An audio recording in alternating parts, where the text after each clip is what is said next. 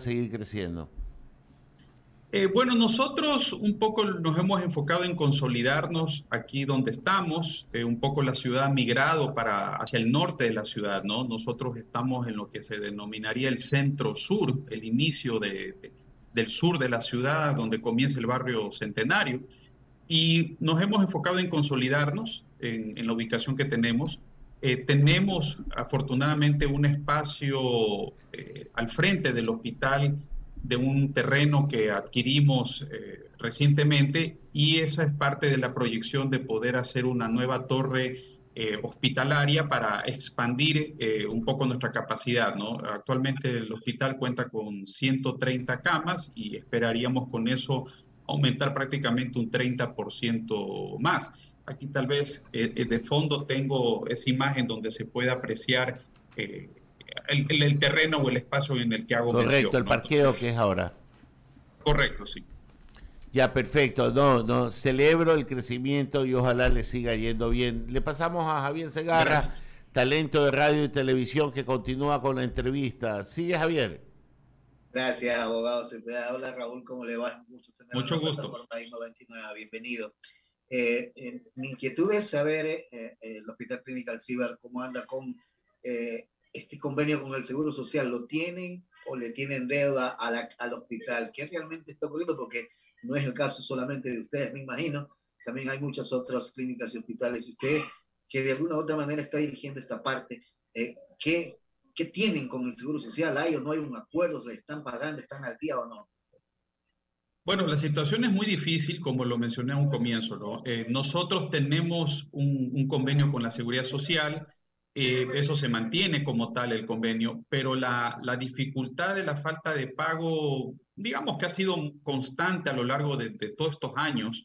Esto no es algo nuevo. El problema en este momento es que no solamente están paralizados prácticamente los pagos del IES, sino también del Ministerio de Salud en otros aspectos.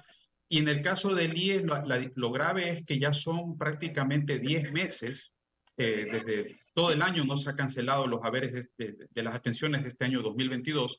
Y lo difícil y lo preocupante es que no hay claridad en qué va a pasar en un corto, mediano plazo, ¿no? Se conocen por los distintos medios las dificultades que afronta el IES, pero yo creo personalmente que en la actualidad hablar un poco del tema deuda, que es importantísimo indiscutiblemente porque eso pone en riesgo el funcionamiento de cualquier hospital, es que hay que ya empezar a hablar de la sostenibilidad del sistema de salud, porque eso nos lleva a otros análisis para no solamente enfocarnos en el tema deuda, sino cómo hacemos que esa deuda no se genere a futuro y permita garantizar la atención de todos los pacientes en cualquier hospital del país.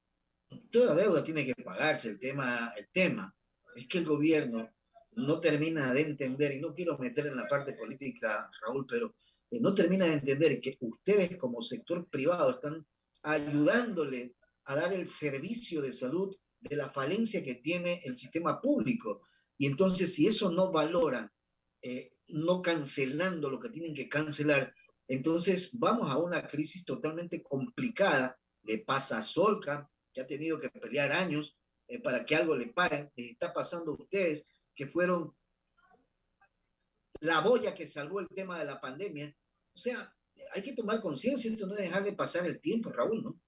Sí, es correcto. Justamente en la pandemia se hizo evidente la importancia, ni que se diga la necesidad de contar con hospitales que den una respuesta oportuna. Y fue justamente el sector privado aquí en el Ecuador que respondió de una manera mucho más eficiente. Se conocen pues las falencias que se tuvo en la pandemia por parte de los hospitales públicos y muchos hospitales de la Seguridad Social. Entonces eso hace ver una importancia, una necesidad de que se considere al sector privado como lo somos en teoría como un aliado estratégico. Pero aquí viene un punto primordial y en el ámbito Bueno, político nosotros hacemos mucho énfasis y la petición de que el gobierno, por intermedio del Ministerio de Finanzas, le dé la prioridad al sector social y en este caso a la salud.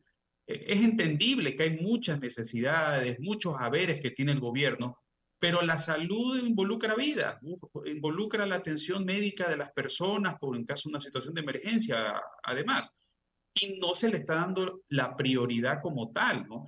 Solo para que tengan una cifra, tanto el IES como el Ministerio de Salud le deben a los prestadores externos en el Ecuador 1.200 millones de dólares.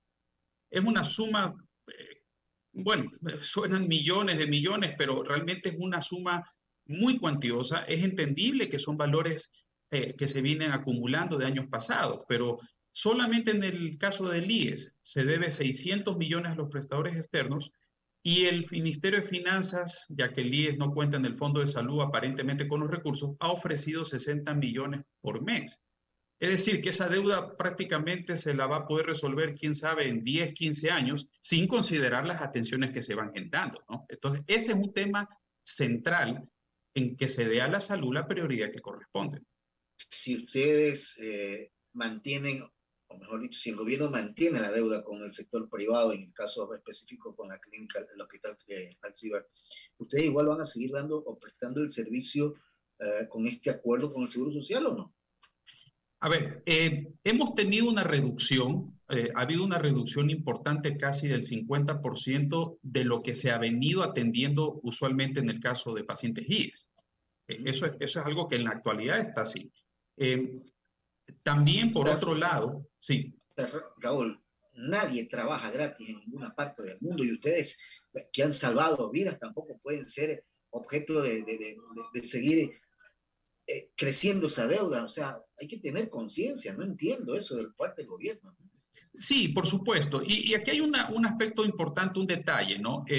La relación de las clínicas con el gobierno, digamos, con nosotros como prestadores externos, está regido por un tarifario establecido por el gobierno. Es decir, es un tarifario que reconoce un costo, no como tal vez se puede interpretar de que las clínicas cobran valores exorbitantes. No, entonces digo esto porque realmente la atención a pacientes del IES es una recuperación de costos, por un lado, y por otro, alguien podría tal vez, con toda razón, por desconocimiento decir, pero ¿cómo así siguen atendiendo si no les pagan? El asunto está en que hay una dependencia con los pacientes públicos, porque más o menos en el país el promedio de los pacientes del IES para las clínicas privadas es casi del 50%. Entonces hay una dependencia importante que si no se atienden pacientes también a nivel, digamos, financiero para una entidad privada, eso implicaría el cierre. Entonces, entran varios factores que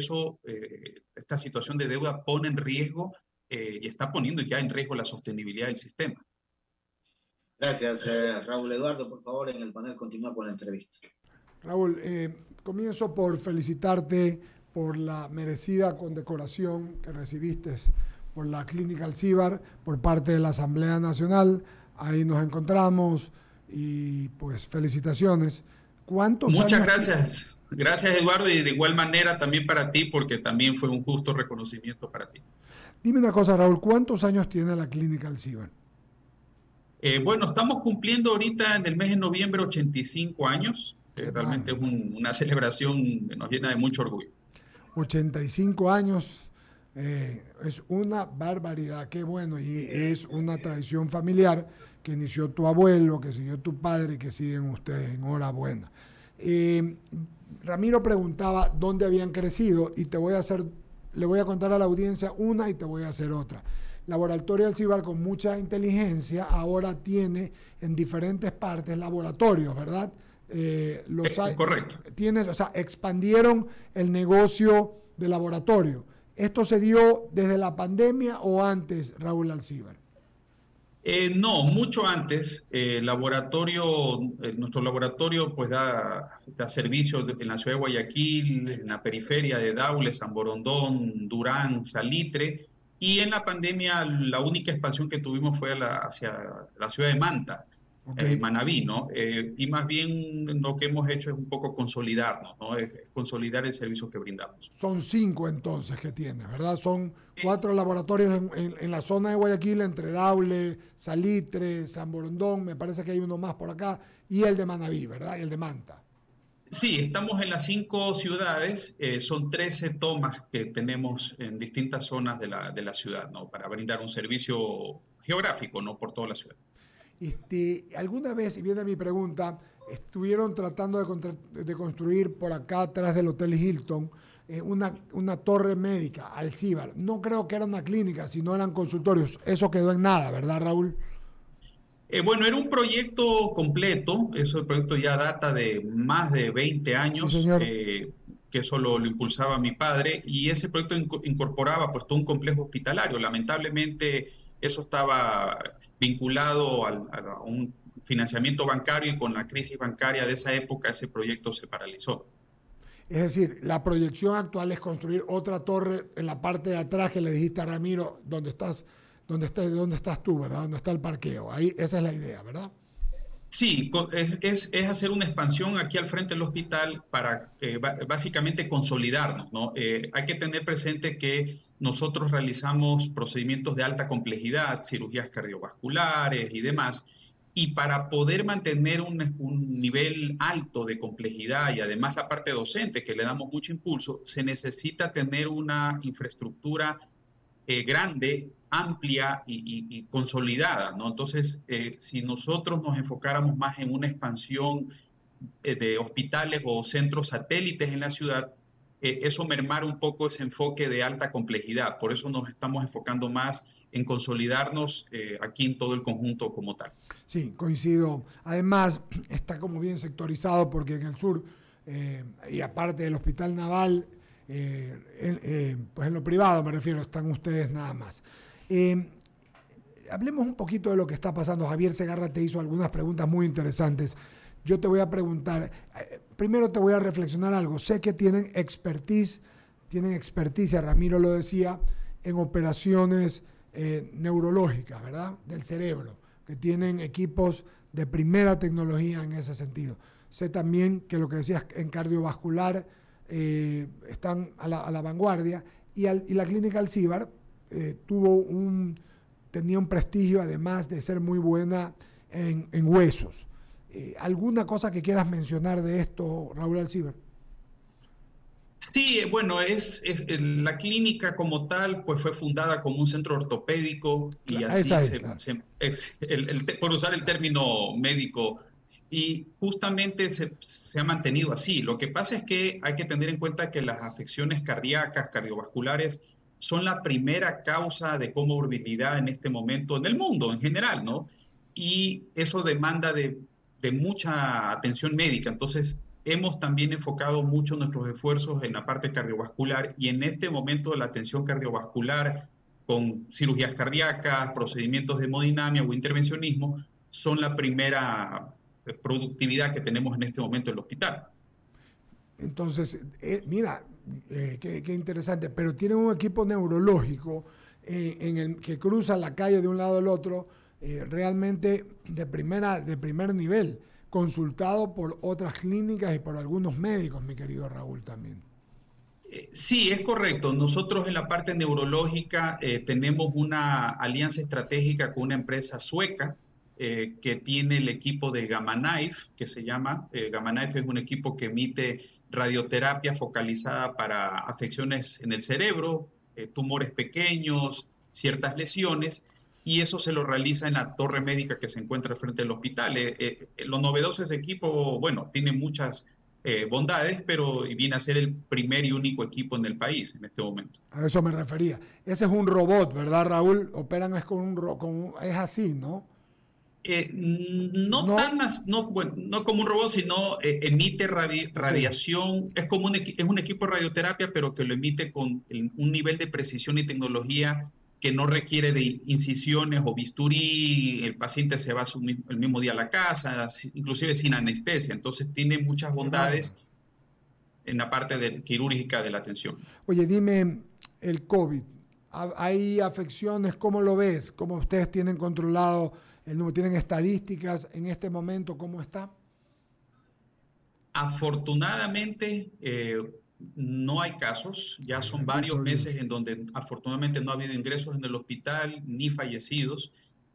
Nosotros manejamos un control a nivel de laboratorio de la positividad, que es una data referente de cómo están los casos, y es sumamente baja, inclusive ya está nula. Entonces ya en este momento podríamos decir que estamos terminando la pandemia y considerando ya al COVID como algo endémico.